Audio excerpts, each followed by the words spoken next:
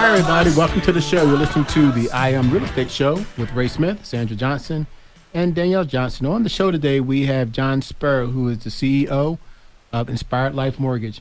We thought we'd go down the path of trying to help people a little bit more and see if we can help as many people as we can. What do you think, John? I like that idea. Okay. Let's talk about credit repair. And okay, no, never mind. We're done. Show's over. We have 40 minutes of silence now. Oh, credit repair. One of my favorite topics.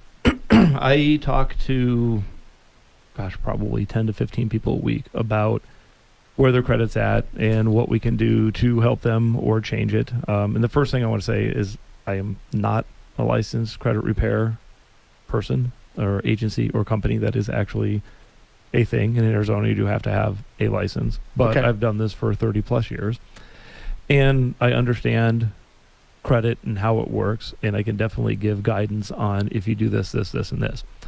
Now, the credit agency that I pull credit reports from, they are also a credit repair company, and they do offer things like Wayfinder or a what-if simulator, which allow us to look at the credit report and go, if you pay this balance down this much, this is how much your score will go up. If you pay off this collection, this is how much your score will go up. So we have the same tools that a credit repair agency would have without the expense of a credit repair agency.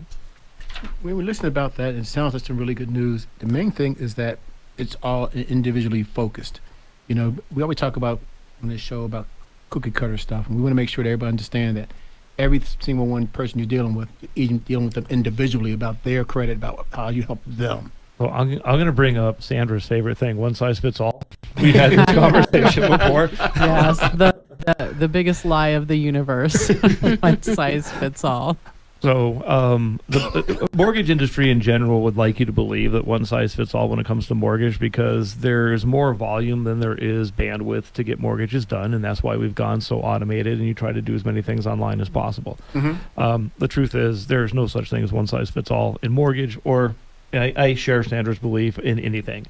And so when we talk to individuals or we look at their credit and see things that could be, we'll just call it fixed or repaired, whatever word you want to use, we give suggestions and we explain what the outcomes are going to be or should be and how we're going to get there and then how long it's going to take. I just wrote that down, timeline. Was there a timeline? And that varies. I mean, I have a person right now that has one credit card that is maxed out and his credit score is 611.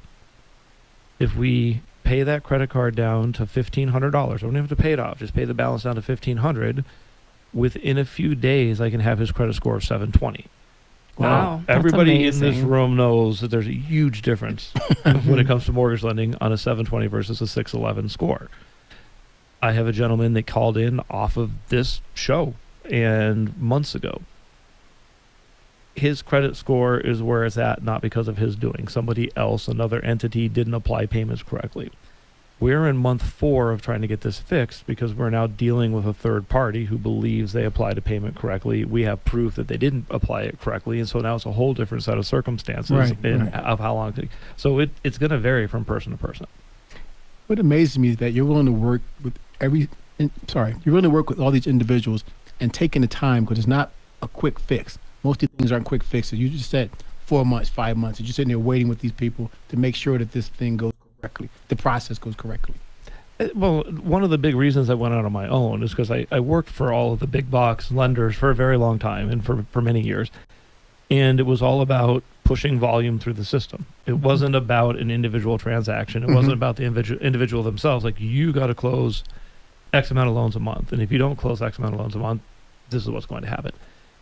And that's just not who I am. I would rather work with somebody and say, hey, if we do this and this over the next 90 days, your payment could be $200 a month less. Let's aim for this instead of getting you in a house right now, because there are simple little things we can do to improve your credit situation. I'm still thinking about this 611 up to a 720. That is a huge jump. And if that can happen in a few days, my question is, in that kind of a situation where it can jump so quickly from just one thing, Why is that? Is it because of the debt to income ratio being less? Is it because there aren't a lot of things? It's one. I mean, what are the things that can make such a huge jump so quickly? I am not going to sit here and try to pretend that I understand exactly how credit scoring works. There is nothing else negative on this individual's credit report ever in his history. Nothing. Not a missed payment, not a collection account, nothing. Has a single credit card that is maxed out. And that's the key right there, is that all It's of the maxed credit that he has or she has is maxed out. Yeah. The revolving credit available. And so credit scoring is just a logarithm that somebody has created, and these computers look and they are comparing you against your peers. Okay. So, and they're doing this by, all right, this person has a mortgage, 2 car loans, 2 credit cards, and a student loan. Now I'm going to find everybody else in the U.S. that mirrors that. Right. And then we're going to start coming up with the averages. Okay, we've got 15% that are horrible at paying their bills. We have 50% in the middle that are okay. And then we've got, whatever number on the top end, 35% that are really good at paying their bills. And then we're going to score everybody based against their peers. And in this process, typically people that have all of their credit maxed out are on the edge of some sort of problem or issue. And especially today with credit card rates going through the roof and payments going through the roof, there's been a lot of missed payments on people that have large amounts of credit card debt. So now, if you have a credit card or 2 maxed out, that's going to have a big effect on your score, because the rest of the country has credit cards that are maxed out and they're starting to miss those payments. So you're getting compared against your peers, even though that may not be how you handle things. Okay. Whole idea of car insurance, right? We all pay in, and then we're paying in for the people that get into accidents. Right. We're not paying in because we have a great driving record. Right. So just to, I guess, expand on that, I have no idea who your client is or what their balances are, but if someone in that situation had, well, I'll just say $3,000 worth of credit card debt, but their limit is $3,000. If they had 3 individual cards that had $1,000 on them, that's going to be looked at differently than having one card that's maxed out at the $3,000. It's aggregate, so it doesn't matter. If you have one card with a $3,000 balance and a $3,000 limit, or you have 3 cards that are $1,000 each, they're looking at the aggregate. So when you look at a credit report, it'll show you unsecured debt, and then it'll show you available lines of credit. Mm-hmm. And that's what the system's looking at. It's not looking at, the Home Depot card only has 500 on it and the limit is 2,000, and this one is 7,000, has 7,000 on it. They're looking at the aggregate.